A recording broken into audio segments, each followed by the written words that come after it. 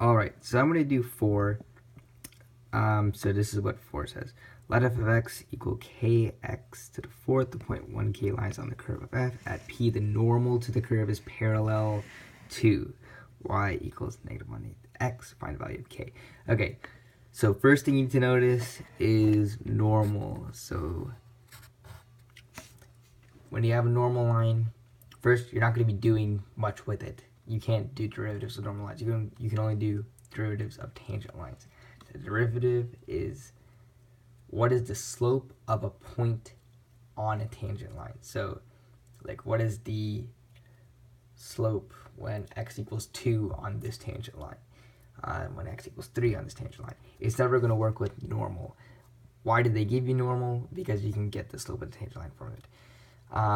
The normal line is perpendicular to the tangent line at the point of tangency. So whenever the tangent line hits a graph, the normal line is perpendicular to the tangent line. So what to do with it? The math now. The normal is negative 1/8 x. So that's just going to mean tangent is the negative reciprocal. So you're basically multiplying negative 1 to it. So if it has a negative, it's going to lose it. If it doesn't have a negative, it's going to get 1. So has a negative, it's going to lose it. And then you take this number and then you flip it. So it's going to become 8/1 x. So 8x. And then it doesn't have the negative sign because that is the negative sign. So this is going to be your tangent kind of setup. Tangent line. And then so that you're working with the tangent line, so you're going to be working with derivatives. So like now you're open, you can use derivatives. You want to set the derivative of this equal to the tangent line. Why? Because they're both working with slope of the tangent line. You can set them equal. It's almost like setting two lines equal to see the point of intersection. It's the same kind of thinking here. So you want to use the slope of the tangent line. What is that? It's just this portion here. It's not 8x.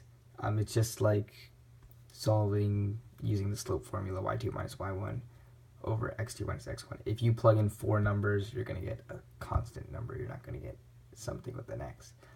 So the slope's always a constant. So one side is going to be 8. So remember, this is the slope of the tangent line. So we're working with derivatives now. Now here, we're working with, this is the original function, but we can find the derivative of it. And what that'll help us do is, the derivative is the slope of a point at any point in the tangent line. So you can set them equal, and then you're going to, and then, we'll get there in a second.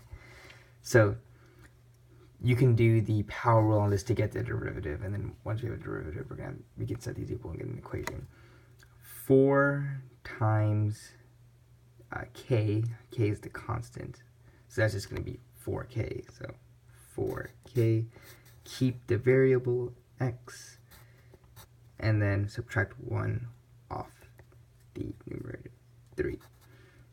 So then you're going to get an equation here. So how does this exactly work? This is the slope of the tangent line. So, and then this is the derivative, which is helping you find the slope of a point at the tangent line. And this is all going to work out quite nicely.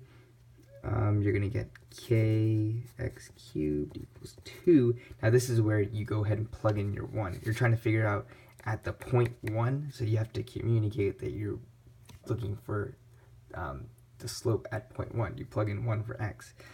1 cubed is 1, so it's just going to be k times 1 equals 2, or k equals 2. Yeah, so that's how that works. So the whole thing was just knowing that the normal line needs to get moved. If you don't transfer it to the tangent line, you can't use the derivative at all. So move this over to the tangent line. Negative reciprocal, so has a negative, lose a negative, and then flip it, 8/1, 8x. slope is a constant. The x is there because if you multiply your slope by your x coordinate, you're going to get your y coordinate. So that's just the equation of a line. And if like, there's no y-intercept here, y-intercept didn't matter in this question. So yeah, you have your slope of the tangent line. Then you set that equal to your derivative, which helps you figure out what the slope of what the slope is at a single point. So that's why we did it like this, so we could plug in the 1 for the x later. But it's the same thing is happening in question 2, if you did that one, where you're plugging in